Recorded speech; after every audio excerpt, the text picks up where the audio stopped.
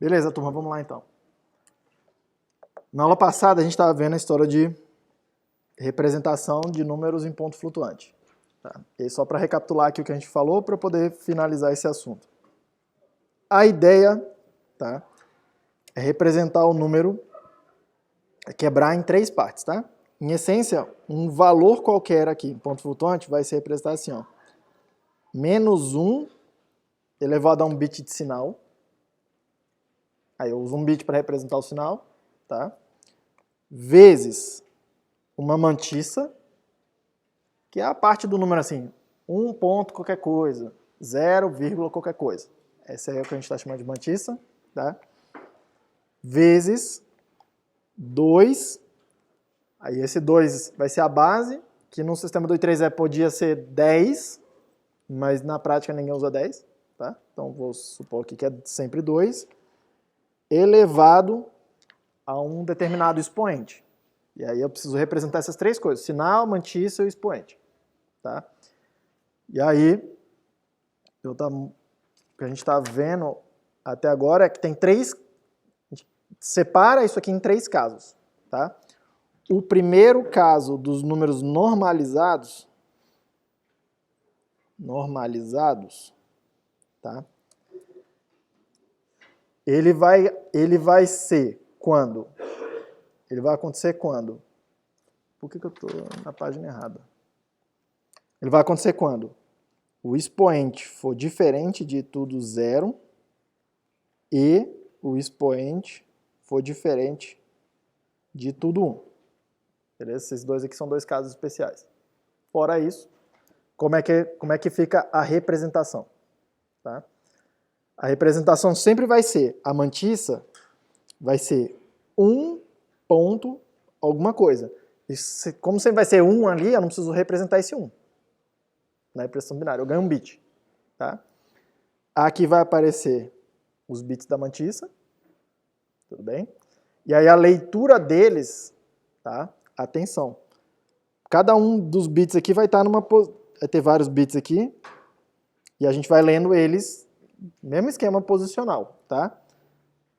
Para lá na vírgula, é 2 elevado a 0, o primeiro aqui bit é o primeiro bit à esquerda da vírgula, depois é o 2 elevado a 1, 2 elevado a 2 e assim por diante. Para o lado direito da vírgula, vai andando na mesma regra. Tá? Então, do lado de cá é o 2 a menos 1, que é meio. Para cá, nessa posição, é o 2 a menos 2, que é 1/4. 2 a menos 3, que é 1/8. E assim por diante. É a quantidade que vale cada um daquelas posições ali, o bit em cada uma daquelas posições. Beleza? O expoente, eu vou ler o número que está lá guardado, tá? O número que está lá guardado, só que eu vou chamar de N, tudo bem?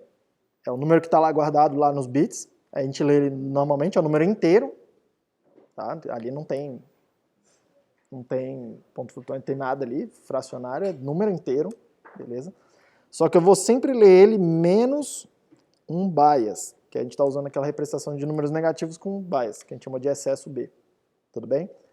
E o bias sempre vai ser 2 elevado a m menos 1, onde esse m é o número de bits que tem lá no expoente. Beleza? E aí usa um bit de sinal para dizer se é mais ou menos, se é positivo ou negativo. Tudo bem? A gente viu exemplos ali na aula passada. O segundo caso, não lembro se a gente chegou a comentar na aula passada, acho que sim, né? Dos números não normalizados. Ah, tá, comentamos sim, não normalizados. Esse caso aqui ele vai acontecer quando o expoente for igual a tudo 0. Quando o expoente for igual a tudo 0. Tá? Isso quer dizer que na hora que eu for ler o expoente, ou for ler o número, sempre vai ser alguma coisa vezes e elevado a menos o bias. Porque quando for tudo 0 aqui é 0, mas o valor que está representado ali é 0 menos o valor do bias. Tudo bem? Se forem 8 bits, por exemplo, é menos 127. Tá? Que dá 2 elevado a m, se forem 8 bits, dá 2 à sétima, menos 1 dá 127, por exemplo. Tudo bem? Repare que isso aqui sempre vai ser um número pequenininho, tá? Que é alguma coisa vezes 2 elevado a um número muito negativo. Né? Isso aí dá um número bem pequeno, tá? Bem pertinho do zero. que é a representação que a gente usa quando está querendo representar números muito perto do zero. Tudo bem? A mantissa, a gente sempre vai ler ela como sendo 0 ponto alguma coisa. Eu não preciso representar aquele zero, já está implícito ali. Tá? E aí eu uso os bits da mantissa para ler a mantissa do lado de cá. Tudo bem?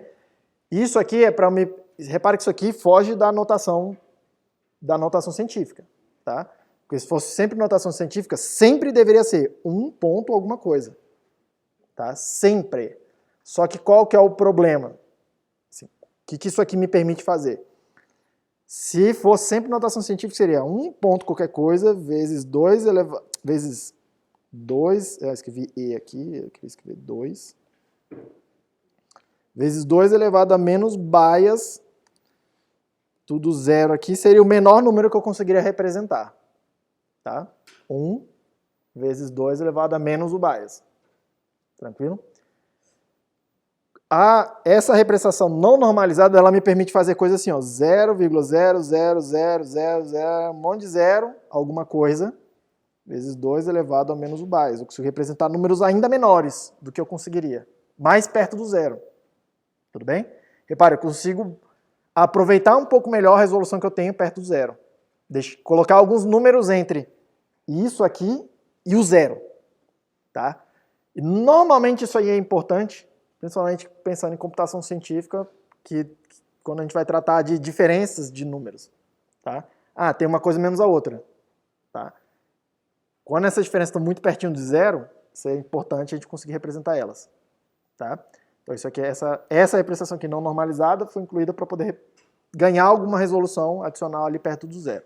Tá? Só que reparem que eu tenho menos bits de informação. Tá? Por quê? Porque se eu tenho m bits aqui na mantissa, todos esses m bits representam alguma coisa, uma quantidade. Do lado de cá, cada zero que eu colocar aqui, ó, é como se eu perdesse um bit útil. Tá? Como se eu perdesse um bit útil. A parte significativa do número tem menos bits, que é onde aparece o primeiro dígito lá de frente de zero. Tá? Então eu perco resolução quando eu vou fazendo isso. Mas eu ganho com contrapartida, consigo representar mais números perto da região do zero. Tá? Isso é importante. Tá? Essa história de perder resolução é importante entender, assim, ou estudar em algum momento, principalmente quem está preocupado com algoritmos numéricos. Tá? Isso é um fator de instabilidade, pode ser um fator de instabilidade de algoritmos. Lá nessa coisa de cálculo numérico, análise numérica. E aí faltou eu comentar aqui dos números especiais. Que na verdade são códigos especiais. Né? Todos eles vão acontecer quando o expoente for tudo 1. Tá? Quando for tudo 1. Então repare que em potencial eu posso representar uma tonelada de códigos aqui. Imagina que eu tenho 11 bits na mantissa, tá? Eu consigo representar 2 elevado a 11 coisas especiais. É muita coisa. Tá? Mas não tem tudo isso. Os dois mais importantes, tá? Os especiais aqui mais importantes, eles vão acontecer quando a mantissa... Aliás, perdão. Basicamente no padrão lá tem esses dois aqui, ó. O primeiro é quando a mantissa é tudo zero. Tá? Quando a mantissa for tudo zero, isso aqui representa um código que a gente chama de infinity. Tá? Infinity. Aí repare que ele pode ser tanto positivo quanto negativo, porque tem um bit de sinal lá ainda, tá? Então eu consigo representar o mais infinito e o menos infinito. Tudo bem? E aí tem regras lá de computação, de cálculo, para falar assim, o que acontece quando eu somo um infinito com outro número? O que acontece quando eu subtraio, quando eu multiplico, quando eu faço cosseno, as operações com eles, tá? Que não vem muito aqui ao caso, mas tipo assim, é meio que tentando capturar a intuição das coisas que vocês estudam na matemática, tá? 1 mais infinito dá infinito. Tudo bem? 1 dividido por infinito dá uma coisa estranha, que não dá zero, tá? Vai dar o outro código aqui, tudo bem? Mas é para representar, esses infinitos eles servem para representar os números que caem fora da faixa que eu consigo representar.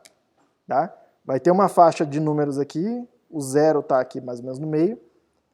Tem um número máximo, um número mínimo, um número muito positivo, um número muito negativo que eu consigo representar. E tem o mais infinito, que representa tudo para lá, e o menos infinito, que representa tudo pro lado de lá. Tudo bem? É para representar, ó, caiu fora da faixa que eu consigo representar. Aí é um código que serve para isso, tá? E ele acontece... Tem um terminal aqui. Deixa eu ver se eu consigo. Por que eu não estou conseguindo? Deixa eu ver se eu consigo mostrar alguma coisa para vocês. Está filmando a tela toda. Tá pequeno isso aqui, né? Tá bom assim? Hã? O tamanho tá bom? Deixa eu ver se eu consigo fazer uma coisa. Ó. Se eu pegar e dividir alguma coisa por zero, aqui ele reclama. O resultado era para dar infinito. Floating division by zero. Não sei se eu consigo mostrar direito aqui para você. Hã? Não, mas divisão por zero em ponto flutuante, por definição, é para gerar aquele infinito. Tá? Por definição é para gerar aquele infinito. Ou quando acontecer um overflow, mas aqui eu acho que eu não vou conseguir mostrar. Como é que eu saio daqui? Eu nunca sei esse negócio de Python. Python não é o meu... Deixa eu ver se eu consigo... Opa. Se eu consigo em outra linguagem... 1.0 dividido por 0.0... Aqui ele vai reclamar também. Não. Isso aqui é que deveria ser o resultado certo. Tá? É porque Python faz um monte de coisa que não é o que ele deveria fazer. Mas fora dessa discussão, tá? Por exemplo, repare aqui, se eu pegar um ponto flutuante qualquer e dividir por zero, o resultado é para dar esse infinity aí, que é um daqueles códigos especiais ali. Tranquilo? Se eu fizer, por exemplo, se eu pedir para ele aqui, eu acho que ele não tem, né?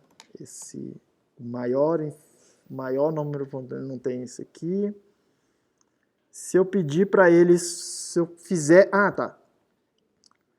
Se eu chamar isso aqui de x...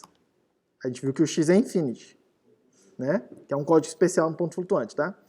Se eu fizer x menos x, por exemplo, infinito menos infinito, tá? Infinito menos infinito, reparem que na matemática infinito menos infinito é uma coisa não definida.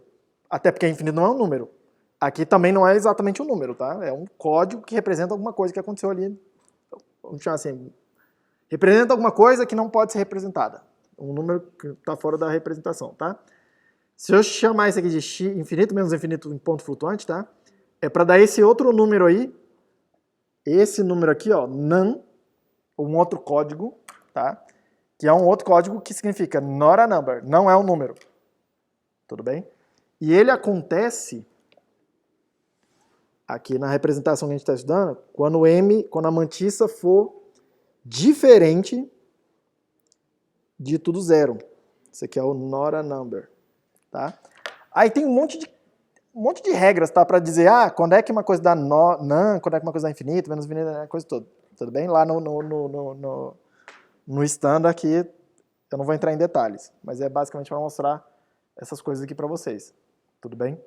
E isso aqui são questões que, reparem, tem a ver com como que a máquina representa os números decimais, tá? Os números fracionários. Tudo bem? Mas por mais camadas que a gente vai fazendo de abstração para, entre aspas, e usando isso, por exemplo, tem um hardware aqui, tem um processador que implementa lá isso aqui em hardware, tá? Essas contas, tudo que a gente faz aqui, tá lá em hardware. Tem um coprocessador em ponto flutuante já embutido lá na coisa e ele faz essas contas tudo em hardware.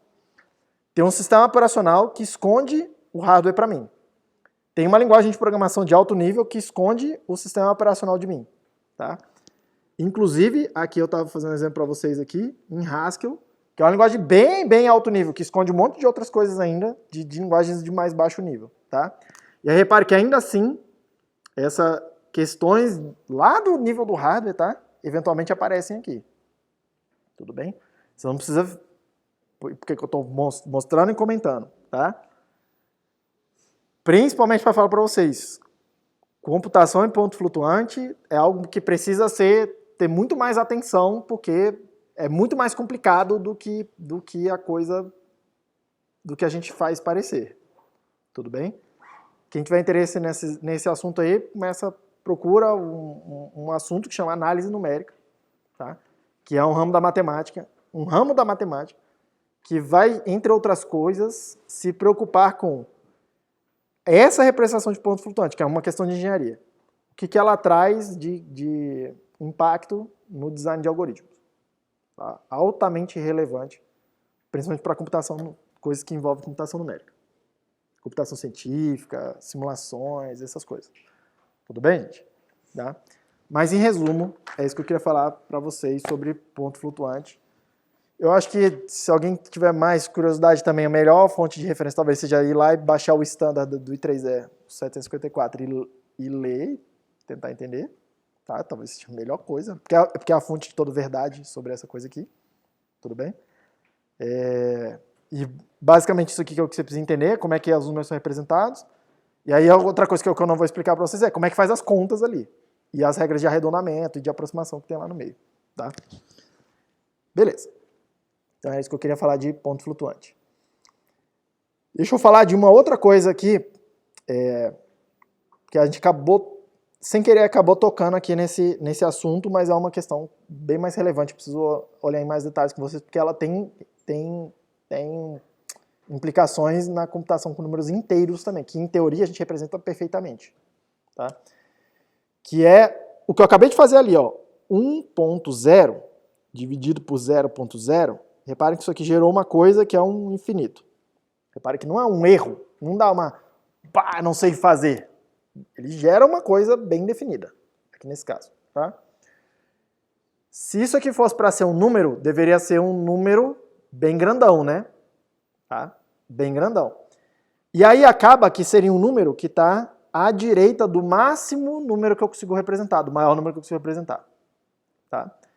Então, o real nome desse fenômeno aqui, tá? A gente vai usar é overflow. Overflow significa o seguinte: o resultado de alguma operação que você fez é maior, é um número maior do que eu consigo representar no sistema que eu estou usando. Isso que significa overflow. Tá? Vai ter alguns autores que vão definir overflow e underflow, que o underflow é quando acontece do lado dos negativos. Tá? Tipo assim, o número que você está querendo representar, o número do resultado aí, de alguma operação, é menor do que o menor número que eu consigo representar. Eu vou chamar tudo de overflow. Tá? Para mim é tudo a mesma coisa. Mas vai ter alguns autores que vão chamar de overflow e underflow. Não vejo muito ganho. Tudo bem? Beleza. Onde é que isso aqui vai ser importante para a gente, tá? Vai ser importante para a gente na representação de números inteiros a partir do momento que eu tenho uma quantidade finita de bits para utilizar. Tá? Se eu não tivesse uma quantidade finita de bits, eu posso botar quantos bits eu quiser, não tem esse problema. Porque sempre que eu precisar de mais bits, eu boto mais bits e represento mais coisas. Tá?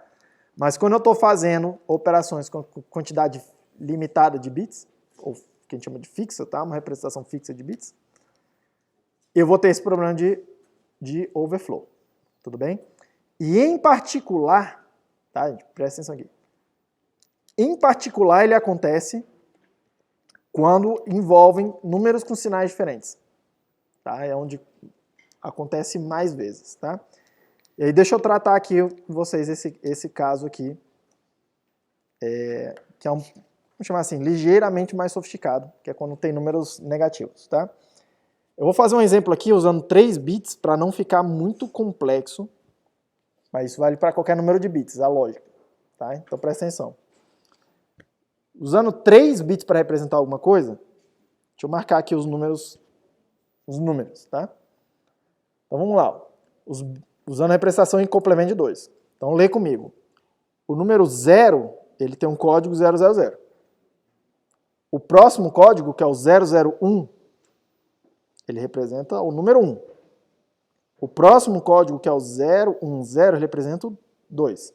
O próximo código, que é o 011, representa o 3. O próximo código, que é o 100, tá? Ele representa a quantidade menos 4. Foi o que a gente convencionou no complemento de 2, não é? Que aqui é 2 elevado a 0, esse aqui é 2 elevado a 1, e esse aqui é menos 2 elevado a 2. O último bit lá da esquerda ser menos a quantidade dele. Foi assim que a gente convencionou a história do complemento de 2. Tá? Então esse número é o menos 4. Tá? O menos 4 está para cá, né? Vou marcar eles aqui.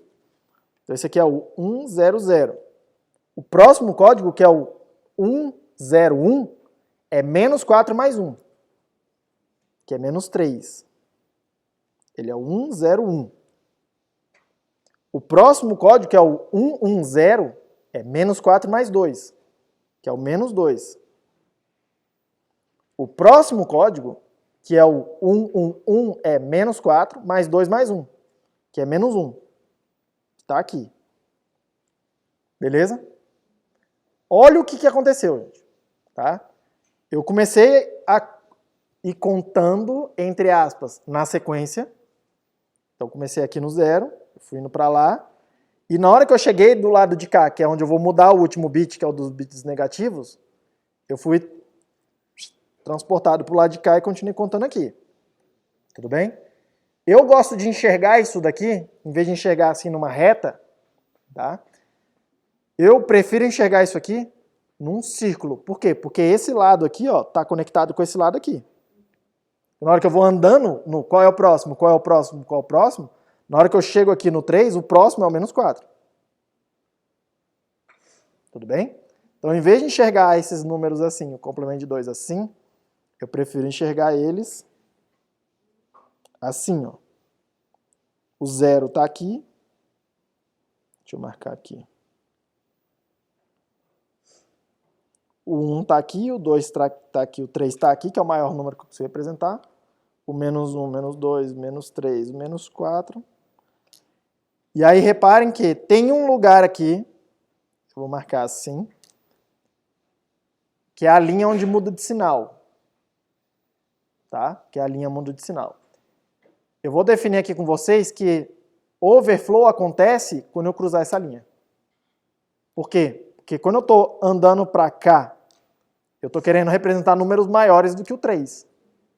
Tá? E aí quando eu cruzar essa linha, é porque eu estou tentando aumentar e ir para o lado das coisas que são maiores. Estou tentando crescer o número que estou representando. E eu acabo representando um número negativo. Não consigo representar nada maior que o 3 aqui nesse sistema. Aconteceu o overflow. Estou tentando representar uma coisa que é maior do que eu consigo. A mesma coisa se eu estiver indo para o lado de lá. Se eu estou indo nesse outro sentido, eu estou tentando ir para o lado dos negativos, ficando cada vez mais negativo. Só que eu estou indo lá do menos 4, quero ir para o menos 5, não tenho menos 5. Eu não consigo representar nada, não consigo representar menos 5. É o que a gente define como overflow. Estou tentando representar uma coisa que não está no meu espaço mais. Tudo bem? Então repare que eu gosto de enxergar dessa forma. Tem uma linha, e o cruzar essa linha é o overflow. Tá? Cruzar essa linha significa tentar representar uma coisa que não pode ser representada nesse sistema. Tudo bem? Independente do número de bits que você usar, vai ter uma linha em algum lugar. Vai ter uma linha em algum lugar que separa ali os positivos dos negativos, que não é pelo 0. E ela ali é a linha, quando você cruza, aconteceu o overflow. Tudo bem? Beleza. Então repare uma coisa aqui. Vamos ver casos, tá? Porque eu quero fazer soma e subtração de coisas. São as duas operações básicas aqui. Tudo bem? Duas operações básicas. Se eu estiver somando, vocês concordam comigo que somar é andar para o lado de cá, né? Somar dois números positivos é andar para o lado de cá. Tá? Quando que pode acontecer o overflow? Quando que eu consigo cruzar aquela linha? Ué, quando eu tiver, por exemplo, 3 mais 1, cruza a linha, né? Vem para cá. É para vir para o 4. Tá? Então repare que se eu estiver tentando somar dois números com o mesmo sinal, eu posso cruzar a linha, certo? Somar dois números com o mesmo sinal no sistema aqui de complemento de 2 pode causar overflow, mas não necessariamente, né? Se eu estiver no 1 e somar 1, não aconteceu nada. Mas se eu estiver no 3 e somar 1, somar 2, somar 3, eu preciso indicar que aconteceu overflow. Tudo bem? Então, dois números positivos somando dá ruim. Pode dar ruim, pode dar overflow. Guarda isso, é o primeiro caso. Se eu estiver tentando somar um número positivo com um número negativo, repare, nunca vai conseguir dar overflow. Tá?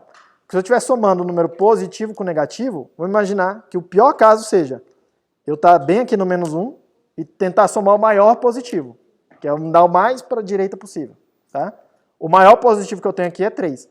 Vai ser 1, 2, 3. Eu caio aqui. Repare que eu não consigo cruzar a linha se um dos números for negativo e eu estiver somando com positivo. Não consigo cruzar a linha. Tudo bem? Então, ó, na soma, eu vou indicar assim, tá? Ó, na soma, se eu tiver dois números positivos, pode dar overflow. Se tiver o mais com menos, não tem como dar overflow. Pode ser? Oi? É o que a gente vai olhar aqui agora. Tudo bem? Se eu tiver um menos com mais, é a mesma coisa. Não tem como dar overflow. E aí vem a pergunta. Menos com menos.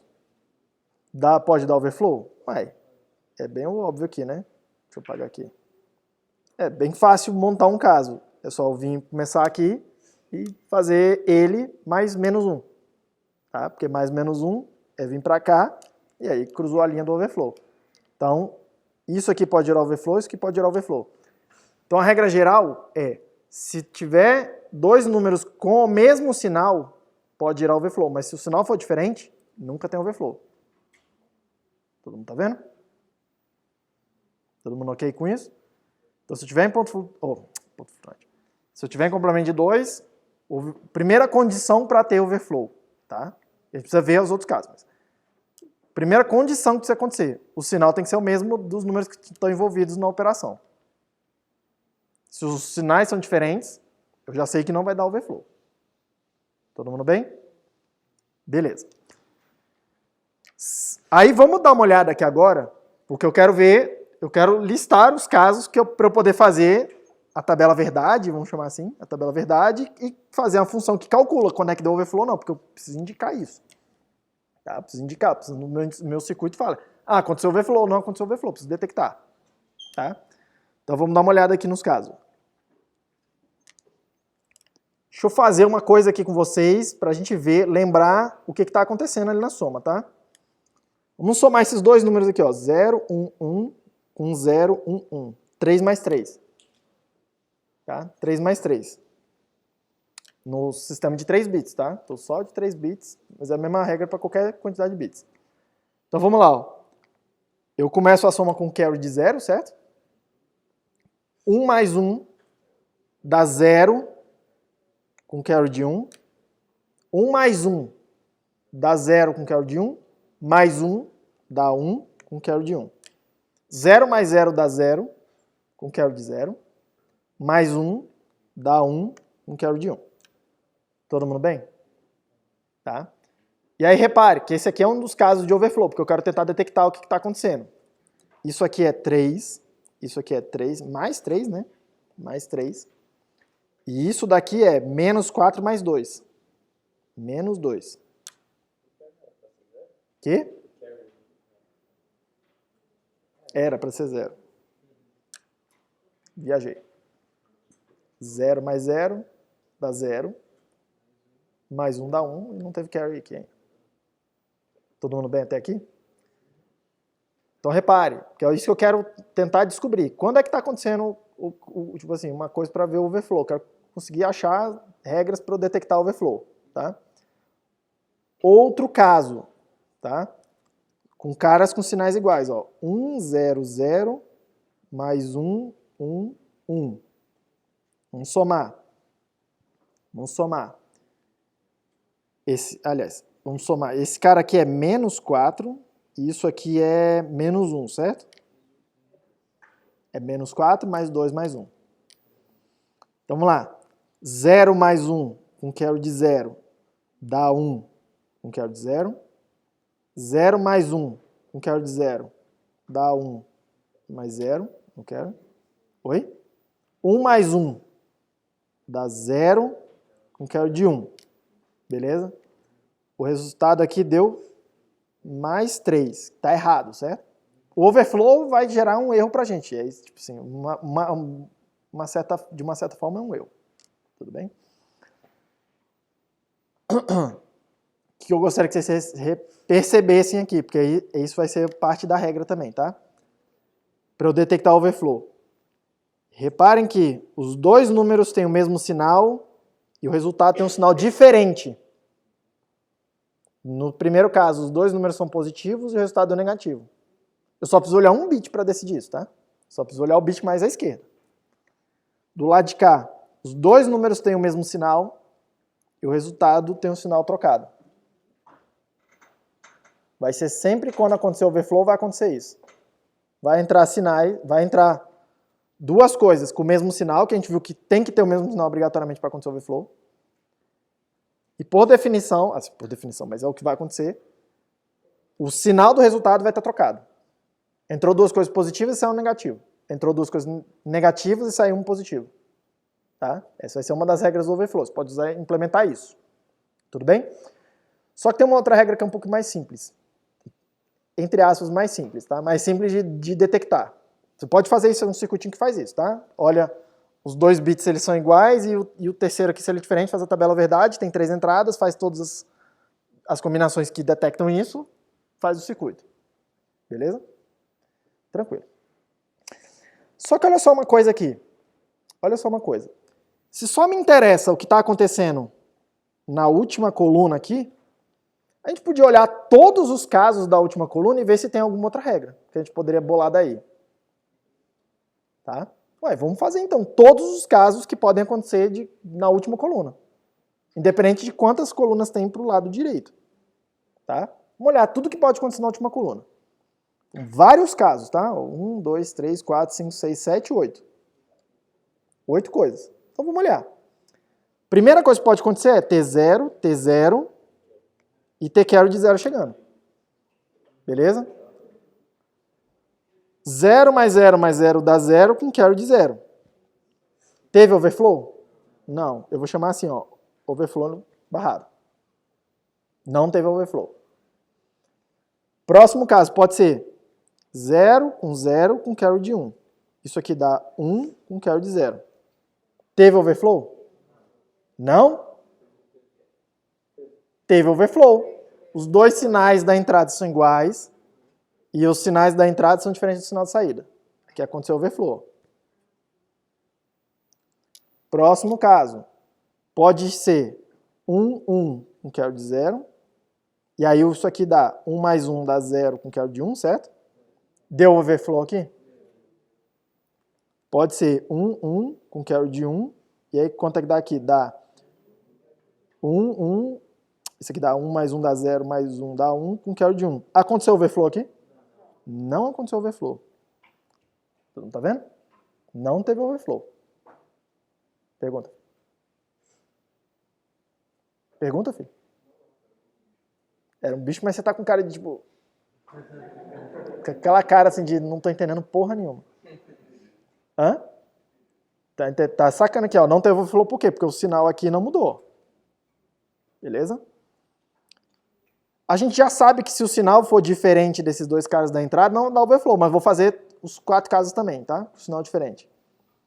Então podia ser 0, 1 com carry de 0, e aí isso aqui dá 1 com carry de 0, não teve overflow. A gente já sabe que isso aqui não dá overflow, né? Tá? A gente já sabe que não é overflow, fala. Se tiver um carry, a gente sai na representativa. Como é que é? Se tiver o carry, a gente sai na representativa. Se for o carry, Como assim? ali no ele não deu overflow. Qual dos 3 aqui? Qual dos 4? O último. Ele não deu overflow, porque ele ficou com o sinal igual, só que teve um carry. Isso. Só ignora isso. Ignorar esse 1? Não, isso aqui é parte do resultado, né? Mas é porque você não vai ter bit suficiente para acreditar. Não, calma. Na hora que eu estou fazendo a soma, eu tenho aqui os bits entrando no número A, os bits entrando no número B, eu tenho uma entrada que é o carry in, certo? Tá? E eu tenho, ó, saída. Nesse caso aqui é tudo 3 bits. Eu tenho um carry out e eu estou querendo produzir uma nova saída que é indicar quando é que aconteceu o overflow. Mas o carry out precisa sair para poder cascatear para poder conseguir cascatear. Esse carry out é parte da saída. Não estou jogando ele fora. Eu estou querendo olhar e falar assim, eu quero botar mais uma saída no circuito que detecta quando aconteceu o overflow. Que me diz quando quando é que aconteceu o overflow. O carry é o carry que a gente já viu. Beleza? Tranquilo. Próximo caso, 0, 1, com carry de 1. Isso aqui dá 0 com carry de 1. E não dá overflow, que a gente já sabe que não dá overflow. Sinal diferente. 1 com 0 dá 1 com 0. Que também não dá overflow. A gente já sabe que esses casos aqui de baixo não dão overflow, tá? Só tô vendo o que acontece neles. Só tô listando. 1, 0 com 1. Isso aqui dá 0 e vai 1, que também não dá overflow. Beleza? Tranquilo. Agora eu gostaria que vocês observassem, olha só o seguinte. Nos casos que deu overflow, que é esse, diacho, que são esse e esse, olha o que aconteceu com o carry. O carry mudou, né? O que entrou era 0 ou era 1 e mudou o bit que está saindo. E repara, em todos os outros casos, igual, o carry que entrou igual, o carry que saiu, igual. Todo mundo tá vendo? Então eu posso olhar e falar assim, nossa, isso é uma coincidência, tá? Eu não tenho nenhuma explicação para vocês do por que isso acontece. Acontece porque eu listei todos os casos e eu vi acontecendo.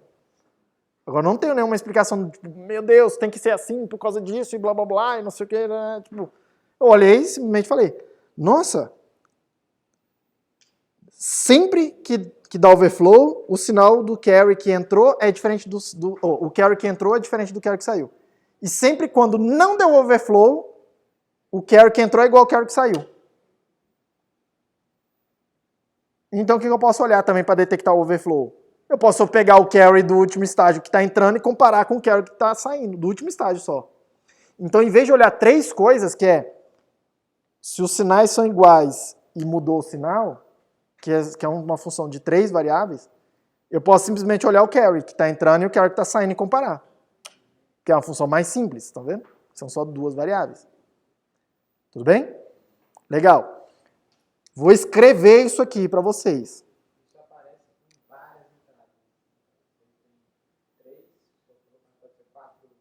Pode ser 1 milhão de entradas, porque isso aqui que a gente analisou foi tudo o que pode acontecer na coluna que importa, que é a coluna onde tem o sinal, né? E todos os casos estão listados aqui, independente do número de bits, quantas colunas tem para a direita. Tá? Independente de quantas colunas tem para a direita, o que interessa é o que acontece na coluna mais da esquerda, que é onde está o sinal negativo. Beleza? Todos os 8 casos estão aqui. A gente está vendo, eu listei tudo e falei. Eu estou vendo que quando dá overflow é quando tem acontece aquela coincidência ali. Tá? Isso é uma prova, inclusive. Uma prova que a gente vai chamar de uma prova por indução perfeita, ou por indução completa.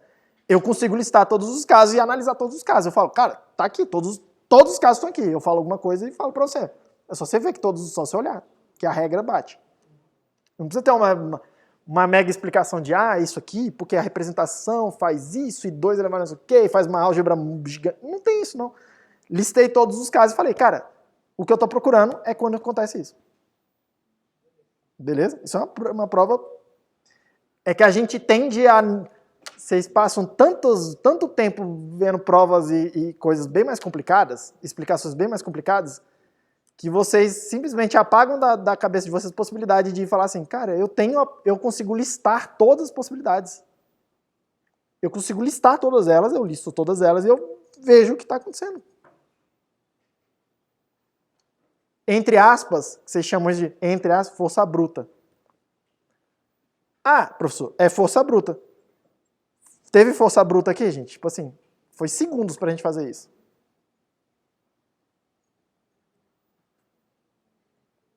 Perfeitamente legítimo, perfeitamente razoável.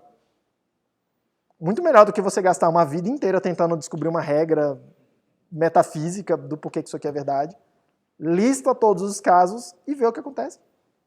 Tenta descobrir alguma coisa listando todos os casos. Altamente útil essa técnica aqui, em coisas digitais. Altamente útil. Uma das coisas mais básicas que a gente precisa fazer é uma das coisas mais poderosas. Lista todas as possibilidades e vê o que acontece. Beleza? Tranquilo. Deixa eu escrever a tabela verdade de um circuito que detecta quando 2 coisas são iguais ou diferentes.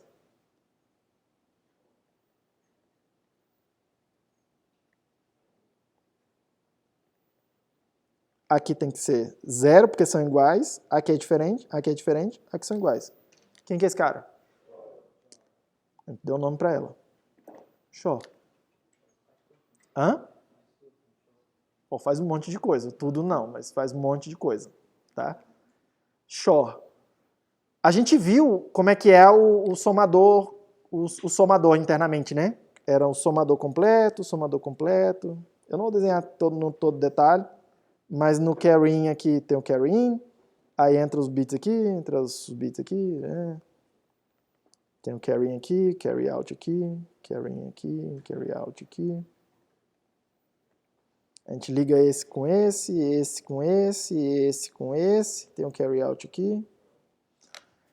O que eu preciso fazer, gente? Simplesmente para detectar o overflow, aqui, em complemento de 2, tá? Eu simplesmente pego esse bit,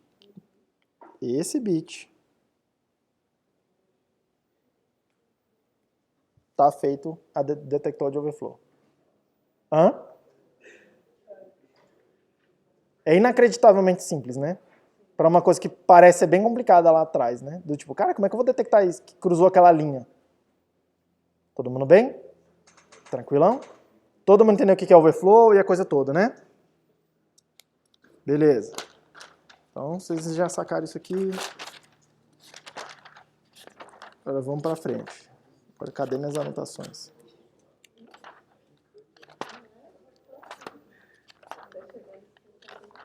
É fácil, fácil. Beleza, segue aqui comigo.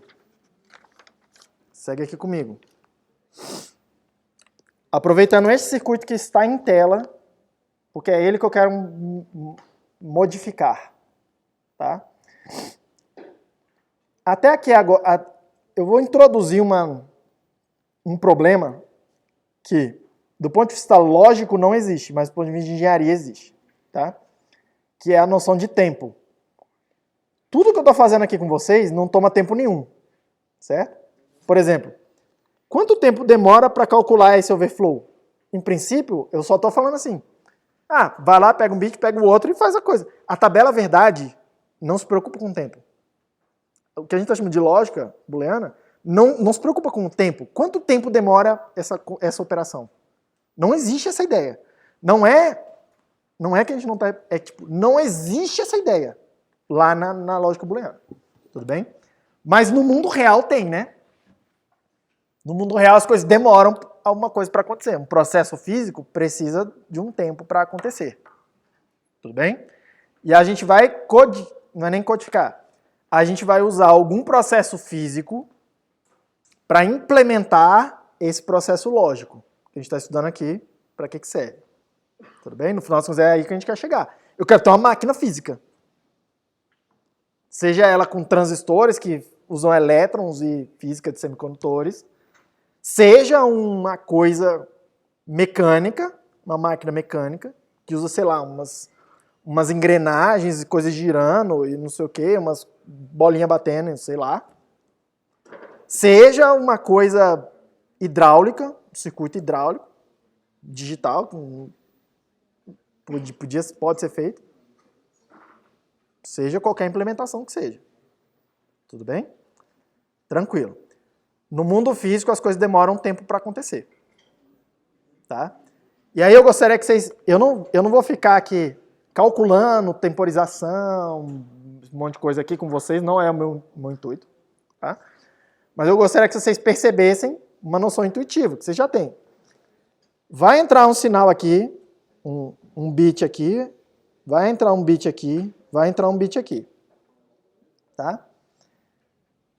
Toda vez que eu desenhar uma caixinha, vocês pensam assim, na hora que eu entrego os dados para a caixinha, ela demora algum tempo, e aí depois ela entrega os resultados. Então vamos supor que demore T0, ou sei lá, vou chamar assim, delta T para a caixinha calcular. Então demora delta T para aparecer o primeiro bit da soma, e demora delta T para aparecer o primeiro bit, esse bit aqui, que eu vou chamar aqui de X0, que é o primeiro carry. Tudo bem? Outra coisa que eu gostaria que vocês percebessem é, isso aqui tudo, ela recebe as entradas em potencialmente, tudo ao mesmo tempo. Porque quem está produzindo os dados, a gente vai pensar assim, os dados são produzidos e apresentados ao mesmo tempo, os dados de entrada. Então eu não apresentei A0, B0 e C1. Eu apresentei A0, B0, o A1 e o B1, o A2 e o B2, o A3 e o B3, no tempo T igual a 0. Aqui eu apresentei todos os dados. Tá vendo? Aqui eu apresentei todos os dados. Aí o que aconteceu? Passou ΔT. E o que eu produzi? Eu produzi o primeiro bit da saída, não é a saída completa ainda, porque a saída completa precisa dos outros bits. O primeiro bit da saída e eu produzi o primeiro carry. Aí olha... Eu também produzo errado os outros bits de saída, mas repare que se eu produzir errado, eu vou falar, cara, isso aqui não... São coisas inválidas, eles não estão prontos ainda. É como se eu não tivesse produzido. Na prática, eu realmente preciso saber quando que eles estão prontos ou não. Que é uma coisa que a gente vai resolver um pouco para frente, que é sincronizar essas coisas. Tá? É a primeira vez que está aparecendo essa ideia de tempo. Né? A gente vai querer resolver esse problema de tempo de algum jeito. Mas olha só, eu produzi o primeiro bit da saída e o primeiro carry. Aí esse carry entrou na segunda carinha. Então o segundo carinha, agora que pode começar a calcular a coisa dele. Então ele demora mais ΔT para produzir o segundo bit mais o segundo carry, certo? Então foi aqui, ó. O terceiro cara, agora que viu o carry in dele. Então depois de mais ΔT, ele vai produzir o próximo bit e mais esse carry aqui. Mais ΔT para a última portinha lá, produzir o último bit e o carry dela. Todo mundo tá vendo? Então eu precisei de aproximadamente 4 atrasos, eu vou chamar assim, tá? Para conseguir calcular o resultado que eu estou esperando. Se o overflow me importar, que é para que eu ainda preciso esperar ainda um quinto atraso daquela porta ali. Daquele chora ali. Tudo bem? Mas reparem, tem quatro coisas na cascata e eu demorei 4 atrasos para isso. Por quê? Porque uma depende da outra. É um processo bem serializado aqui. Todo mundo tá vendo? Se tivesse 32 bits aí, para eu somar dois números de 32, tem 32 atrasos. Se eu tiver 64 bits para somar dois números de 64 bits, tem 64 atrasos. Todo mundo tá vendo? Então, quanto maior fica isso aqui, mais atraso eu produzo. Mais tempo demora. Essa coisa demora. Isso aqui é um circuito lento. Tá? Por quê? Porque ele está muito serial. Assim, o resultado de um pedaço dele depende pro próximo, pro próximo, pro próximo. Tá? Aí uma pergunta que a gente se faz é, será que dá para melhorar? Tudo bem? Será que dá para melhorar isso aqui? Toda vez que você vê isso aqui acontecendo, você tem que se perguntar, será que dá para melhorar? Lembra que isso aqui foi uma primeira solução, uma solução simples, né? Que a gente simplesmente replicou o que a gente já estava fazendo nas colunas lá, somando as colunas. Tudo que a gente for fazer, que não seja isso, vai ser mais complicado, tá? O que eu vou fazer agora com vocês é bem mais complicado. Bem mais complicado. Mas ele está tentando resolver um problema desse circuito. E isso é outra coisa que eu falo para, assim, até para gente experiente, eu tenho que ficar lembrando, engenheiro experiente. Não sai fazendo coisa complicada primeiro. Resolve a parada. O mais simples que for possível. Depois que você resolver a parada, você vê os problemas. Porque você vai entender a causa dos problemas. Que é o que a gente vai ver agora. Qual é a causa do atraso? Para poder tentar resolver isso. Tudo bem? Então primeiro você resolve com uma solução simples. E aí a solução simples não te dá só uma solução. Ela te dá também as causas de problemas. Aí você tenta atacar as causas dos problemas. Pode ser, e várias vezes isso acontece, de realmente precisar falar assim, cara, não dá para melhorar isso aqui. Dá para consertar se eu fizer do zero, partindo de outro lugar. Às vezes é isso mesmo, revolucionar a parada. Mas várias vezes, essa solução incremental é o caminho. Tá? Eu diria, na maior parte das vezes, isso aqui deveria ser o mecanismo padrão de pensamento. Então vamos lá. Qual é a causa do circuito demorar para calcular?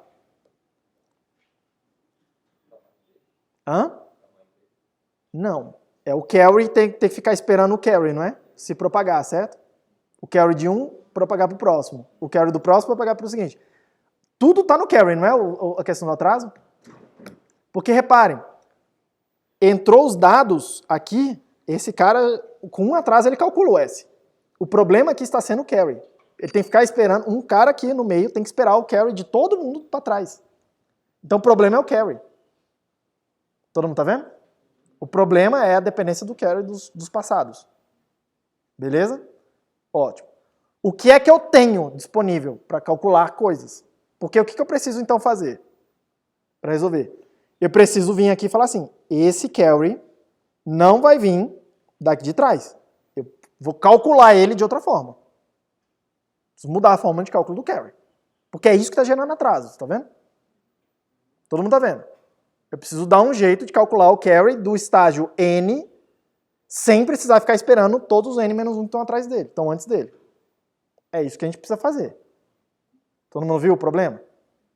Eu não sei dizer ainda, eu sei dizer porque eu sei, eu já fiz a solução, sei para onde a gente vai chegar. Mas eu estou tentando mostrar para vocês o processo de raciocínio da coisa. Tipo assim, cara, cadê o problema? Cadê o problema? O que eu preciso tentar fazer? Tranquilo? Porque depois que eu falo assim, eu tenho uma estratégia, aí eu só vou e calculo. Aí é fácil. Isso aí é fácil. Você vê no livro, as equações que eu vou mostrar para vocês, está em qualquer livro. Véio. O problema é você falar assim, por que eu vou calcular isso? Por que eu calcularia isso? De onde que o cara tirou calcular isso? Tudo bem? De novo, é o que eu estou tentando fazer com vocês aqui, que é o que eu acho que é o importante, que municiar vocês com essa coisa, que é onde o livro não trata. Fazer conta grandona, vocês fazem. Isso aí não é. Agora, por que fazer aquela conta específica? Vamos indo aqui então, repetindo. Todo mundo está vendo que o problema é o carry. O problema é que eu estou tendo que esperar todo mundo à minha direita calcular o carry, para aí então eu poder calcular meu resultado. Beleza. Esse é o problema. O que eu gostaria de fazer então?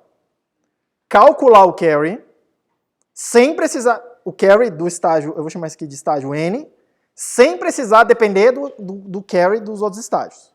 Isso é o que eu quero tentar fazer. O que eu tenho de informações disponíveis nesse estágio N para calcular alguma coisa? Isso é outra coisa importantíssima a gente se perguntar.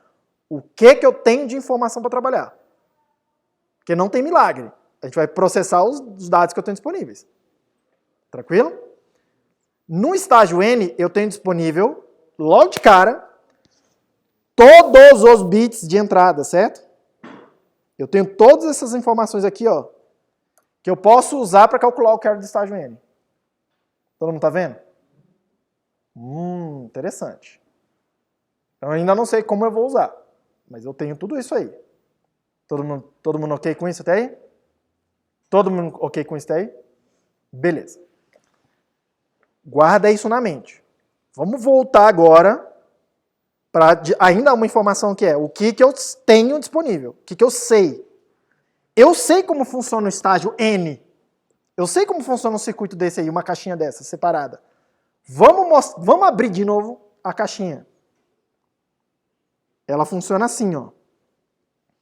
Entra um bit A, um bit B que eu quero somar. Entra o carry in. E ela produz um bit de soma e ela produz um carry out. E a tabela verdade dela, vamos escrever, porque a gente já escreveu isso antes. 0, 1, 0, 1, 0, 1, 0, 1. Eu vou separar em dois aqui.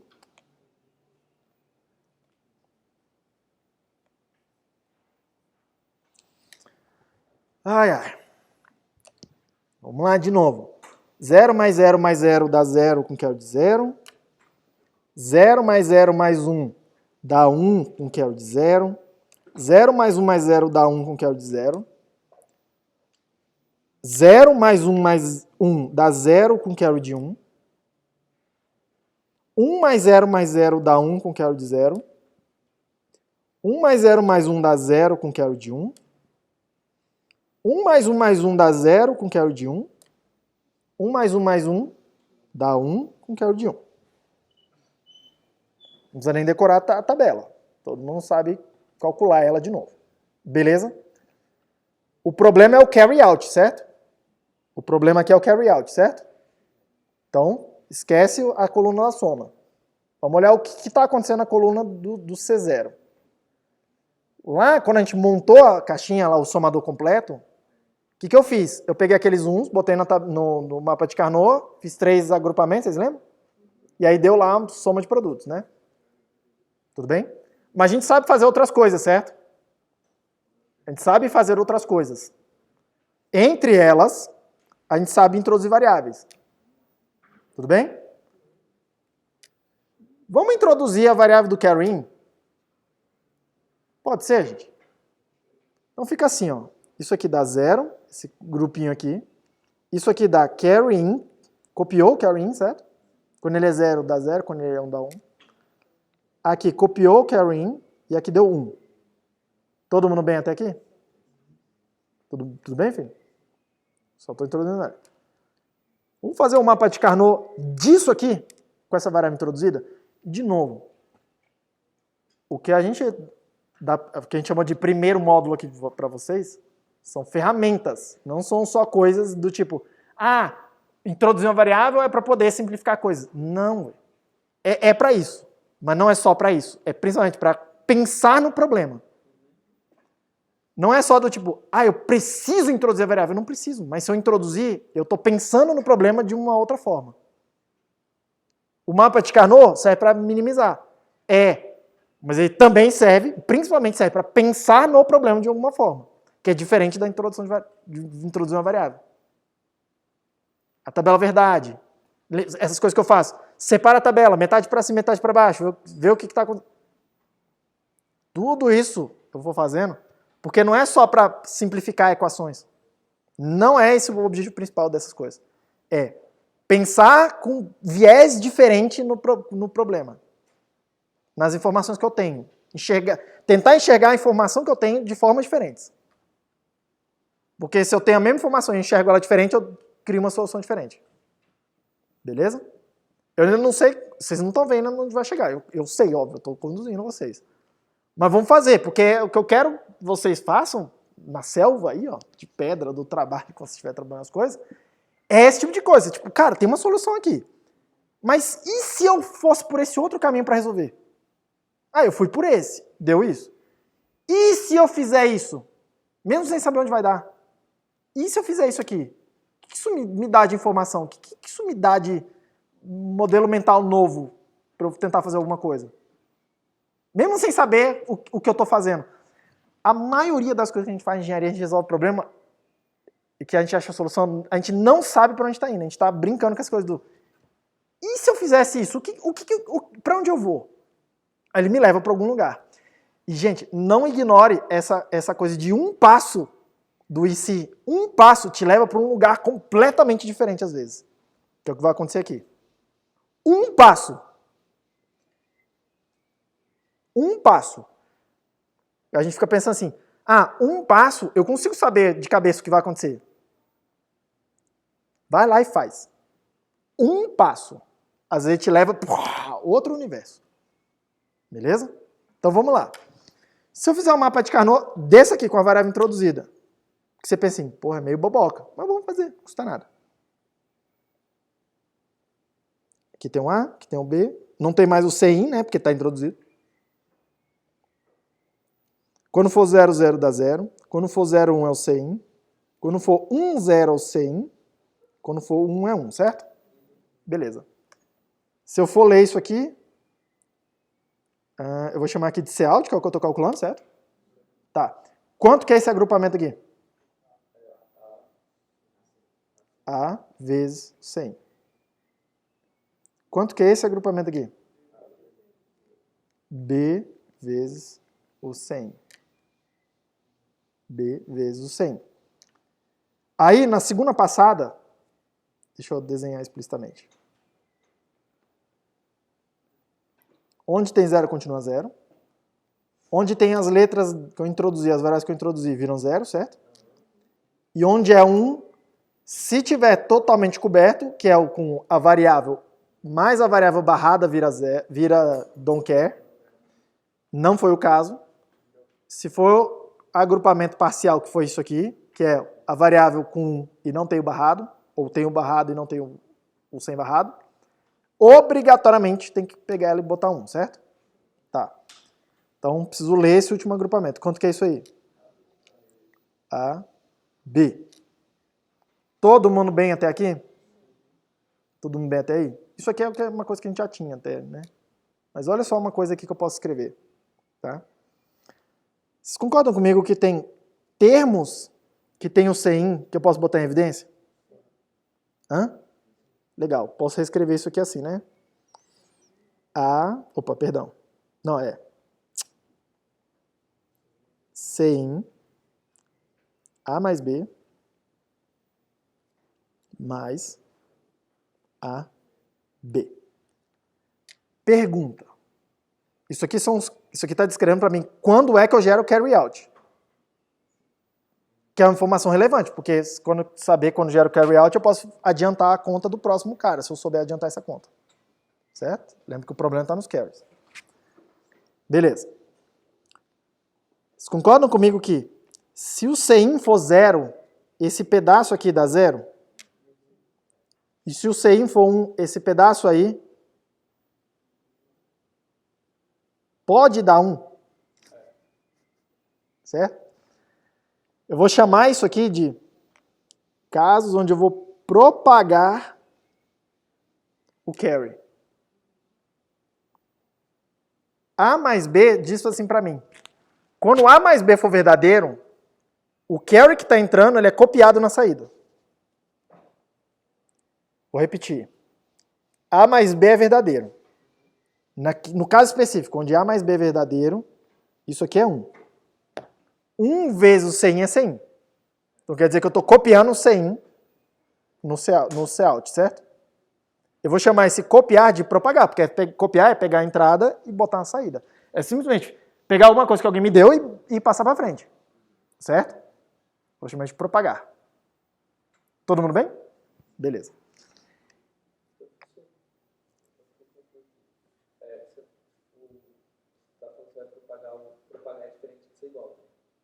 De ser igual, como assim?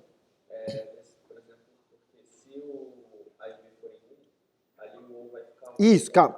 Tô olhando só esse pedaço da esquerda, não são dois casos. Tô olhando o primeiro caso. O que está acontecendo? Quero tentar ter uma interpretação do que está acontecendo. Tem dois casos, é isso ou aquilo. No caso da esquerda, o que está acontecendo na esquerda? Quando A e B for 1, ou A ou B for 1, eu estou copiando o carry de um lado para o outro. Que é o que eu estou chamando essa operação de propagar o carry. Pegar na entrada e jogar na saída.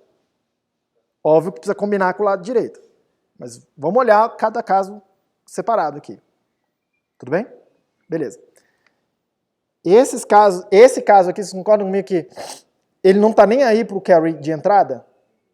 Não importa o que está chegando no carry, eu estou produzindo um carry novo, certo? Na saída. Porque quando A e B for 1, vai ter carry na saída. Certo? Então eu vou chamar isso aqui de gerar um carry. E aí eu estou conseguindo identificar, olha só o que você está me falando. Uma equaçãozinha super simples. Ela está me falando que o carry out acontece em dois casos. Ou ele é produzido aqui, no estágio onde eu estou. Ou eu produzi um carry novo, sem me importar com o que aconteceu antes. Ou eu peguei o que veio antes de mim e passei para frente. É isso que está escrito aqui. Ou eu gero um carry, ou eu propago o carry.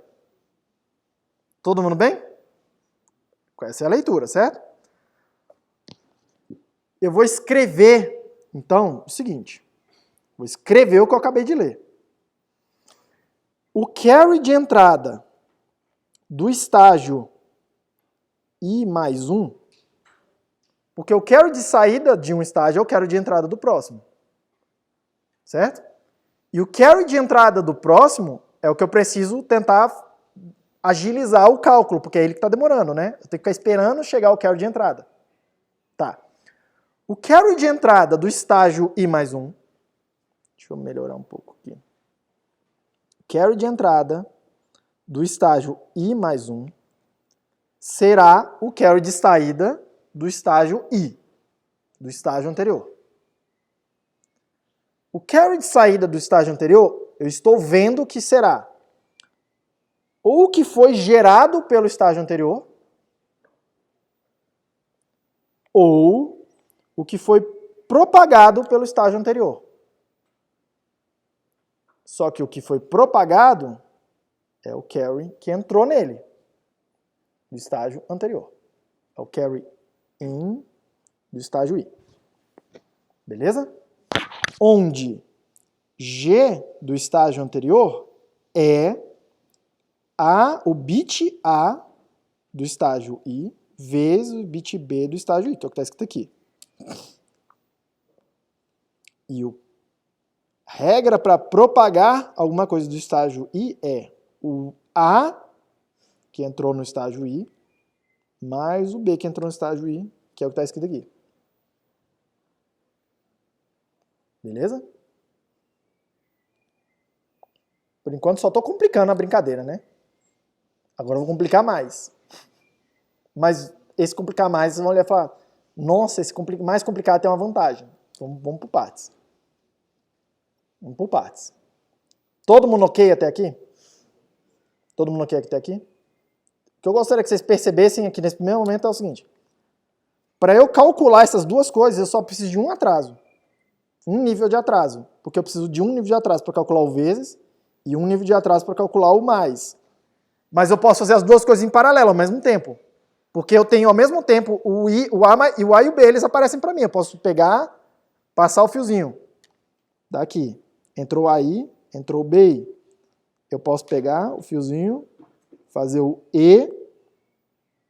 E aí isso aqui é o G do estágio I. E eu posso pegar o aqui do mesmo fio e fazer o OU e calcular o P do estágio I. Eu consigo calcular o G e o P ao mesmo tempo. Mas é um nível de atraso. Todo mundo está vendo? Porque agora a gente está preocupado com isso.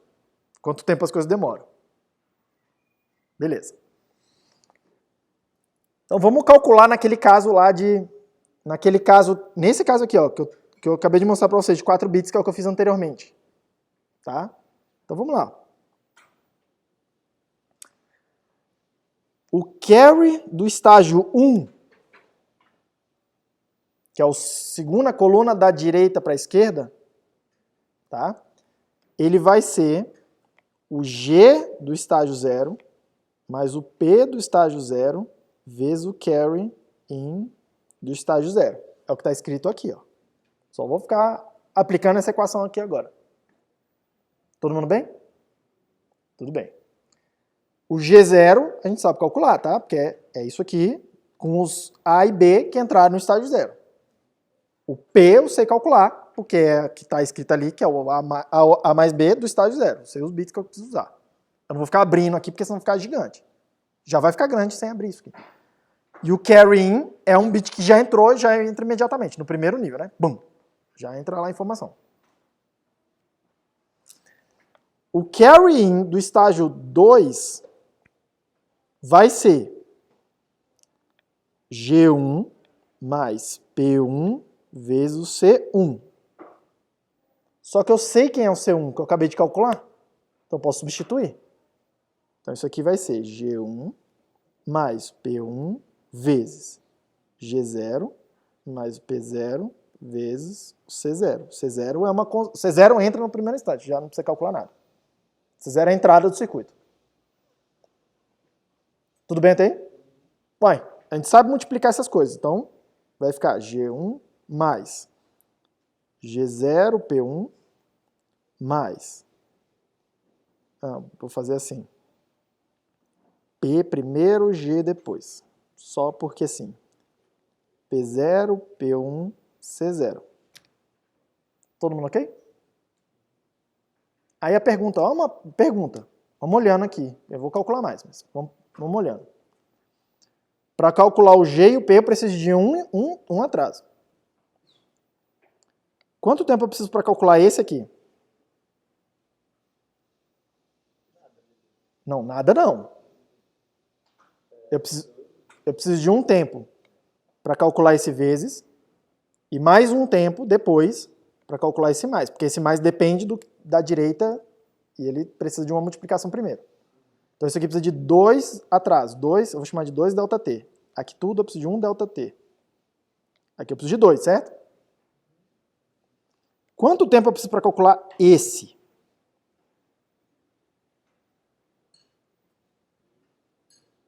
Quanto? Não. Não. Não. Não.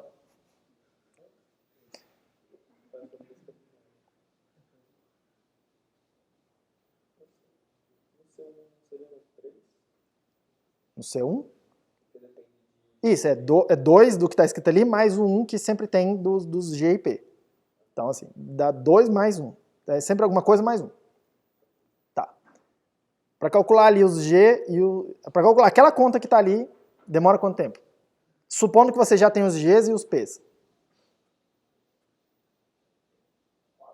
Por quê?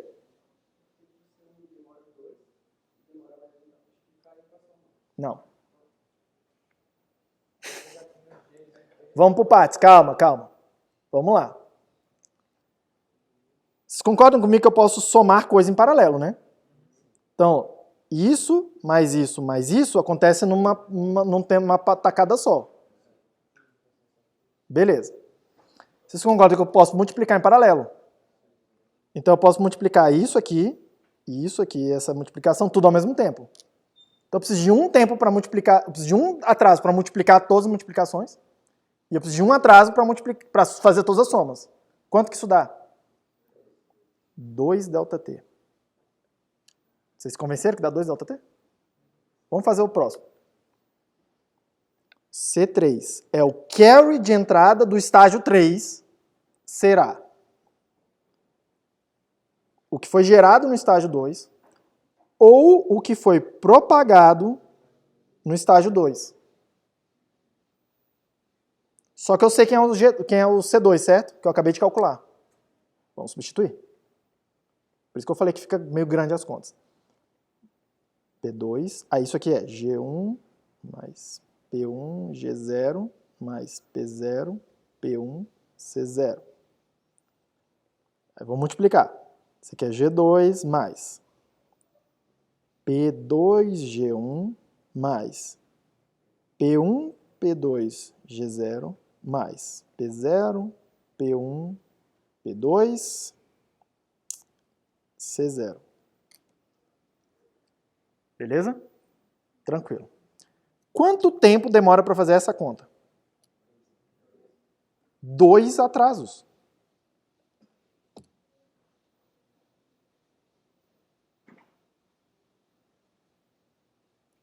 Eu não vou nem abrir o próximo. Quanto tempo demora para fazer a conta do próximo? 2.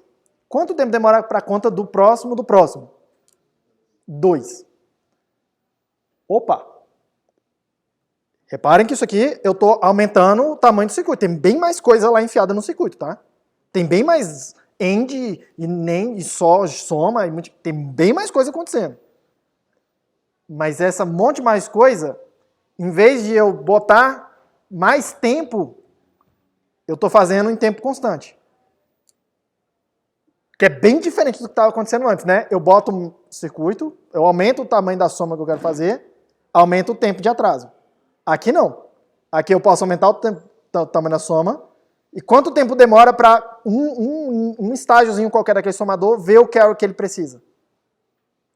3 atrasos, que é o atraso para calcular isso aqui, mais o atraso para calcular a equação dele aí, grande que seja. Mas por que eu estou ganhando tempo? Porque eu estou fazendo as contas em paralelo agora. A conta do carry, em vez de estar serializada, está acontecendo uma, esperando para fazer a próxima, esperando para fazer a próxima, esperando para fazer... Em vez de estar um processo serial, eu estou fazendo, estou aumentando o nível de paralelismo do circuito. Eu estou fazendo o máximo que eu posso ao mesmo tempo. Entendeu? É isso que está acontecendo aqui agora. Eu aumentei, assim, estrondosamente o paralelismo do circuito. Aumentei estrondosamente. a ponto de ficar tempo razoavelmente constante. O atraso que eu preciso para calcular a soma numa daquelas colunas. Quanto tempo demora a soma numa das colunas? No pior caso, 3 atrasos. A primeira coluna é mais rapidinha, porque a primeira coluna já vê todos os dados que ela precisa. Então ela só produz um atraso. Aí a segunda, repare, na segunda aqui, que é o C1, demora 3 atrasos. A terceira, 3. A quarta, 3. 3, 3, 3. Todo mundo depois de 3 atrasos. Todo mundo tá vendo? Aí o atraso ficou constante. Então, em vez de eu demorar N, onde N é o tamanho dos números que eu estou somando, eu demoro quanto? 3. Que a gente vai chamar isso aqui de tempo constante. Que é a melhor coisa que pode acontecer em computação, inclusive. Você demorar sempre o mesmo tempo constante para fazer alguma coisa. É o melhor caso. É o melhor caso de todos. Complexidade constante. Eles vão chamar lá de complexidade constante. Aqui a gente não usa muito esse termo, aqui nesse contexto, mas é o que está acontecendo. Quanto tempo demora para isso aqui acontecer? Sempre 3. Independente do tamanho das suas entradas. Se aumenta o tamanho da entrada, continua ao mesmo tempo. Altamente eficiente isso aqui. Eu não sei como fazer isso mais eficiente. Pergunta. Mas como é que eu consigo fazer ou, por exemplo, na verdade, uma ente de 2 entradas sem ser cascatenado? Você faz, no caso aqui, eu preciso de uma E com 4 entradas, certo? Você faz um circuito bem específico da E com 4 entradas já, em vez de fazer 2 E com mais uma, fazendo por partes. Não. Você já monta uma E zona, grandona lá, toda otimizada com 4 entradas. Com 5, com 6, com 7. Tanto que não é perfeito, tá? Vocês reparem que tem esse último termo aqui, ó, que ele vai sempre aumentando uma coisa, né? Então, eventualmente, você precisa de uma end bem grandona, com, sei lá, 60 e tantas entradas, 100 e tantas entradas. Eventualmente, você não vai ter isso. Aí, só que às vezes você tem lá uma end de 32 entradas. Aí você vai usando elas, faz um pedaço da soma, e aí depois usa uma end um pouquinho menor. E são 2 níveis de atraso. Mas é bem ok, sabe? Tipo, ainda assim você faz meio que quase constante assim o tempo. Tudo bem? Mas como só repete, não poderia usar a mesma de cima e só colocar de baixo? Mas aí você está esperando calcular o de cima para calcular o de baixo. Se você fizer isso aqui, usar o de cima para calcular o de baixo, aí você está fazendo a conta anterior, a próxima conta dependente da anterior, que é o que a gente não quer fazer, que é o que a gente viu que é a causa do problema. Eu não sei dizer isso aqui, se usar isso aqui no próximo é melhor ou não do que a gente estava fazendo antes. Mas me parece que era a causa do problema antes. Se era a causa do problema antes, vale a pena tentar, mas eu acho que isso aqui é pior. Me parece pior na hora de implementar, né? Aproveitar um dado, uma conta feita no passado. Mas é justamente o que eu gostaria de não fazer. Não esperar uma conta ficar pronta para fazer a próxima.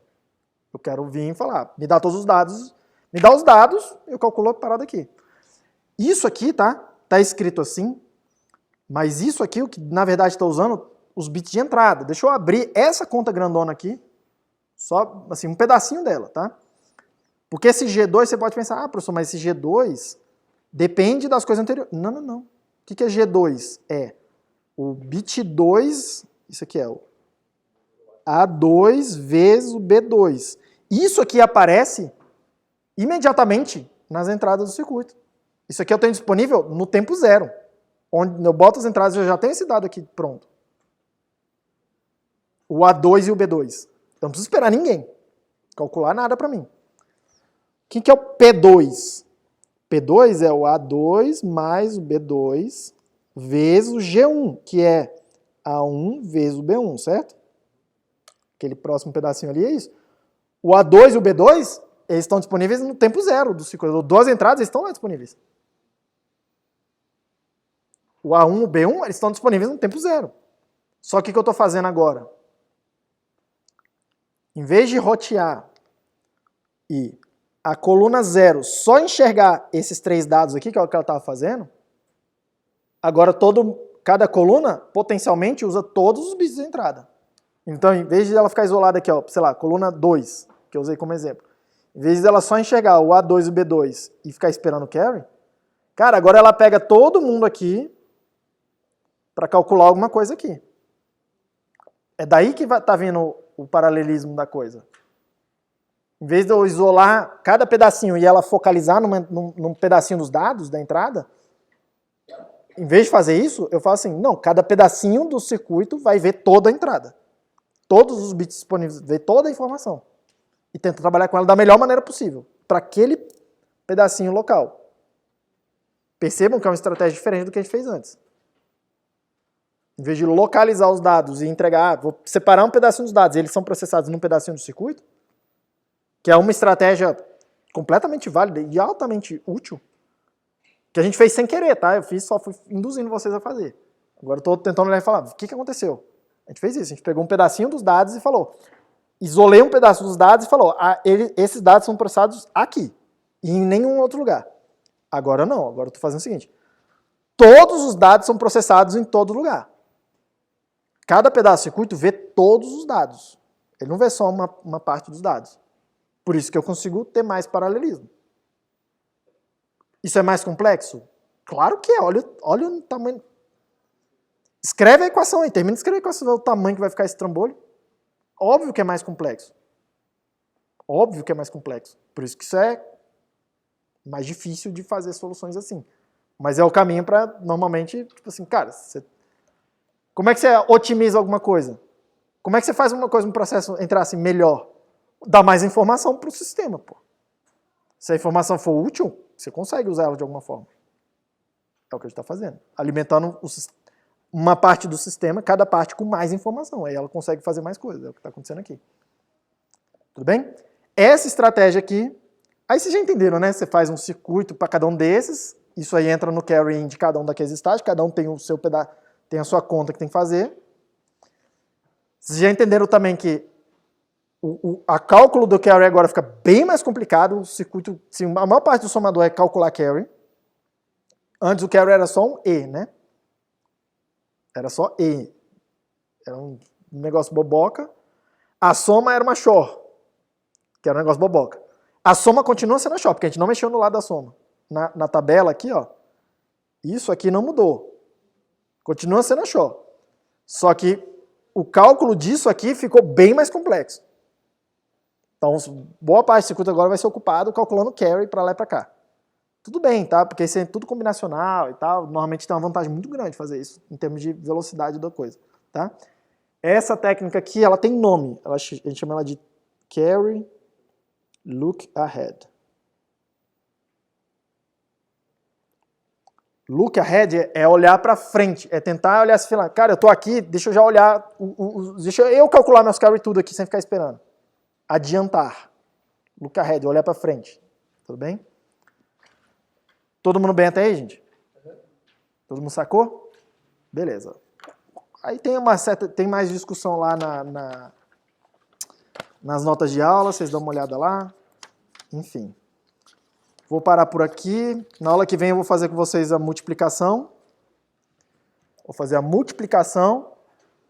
E eu espero, na aula que vem, começar a falar de LETs também. Como é que a gente faz memória? Como é que eu começo a fazer um circuito que tem memória? Tá? E a gente vai fazer uma coisa que é, como é que eu construo memória a partir de coisas que não tem memória, que é o que a gente está fazendo agora. Tudo bem? E aqui, não faltem aula, tá? A partir da aula que vem, porque é onde realmente dá ruim, assim. Tudo bem? A gente vai começar a fazer a memória para, então, fazer máquina de estado. Beleza? Bom descanso. Aliás, bom descanso não, hoje é terça, né? Até quinta. E, enfim, bom estudo.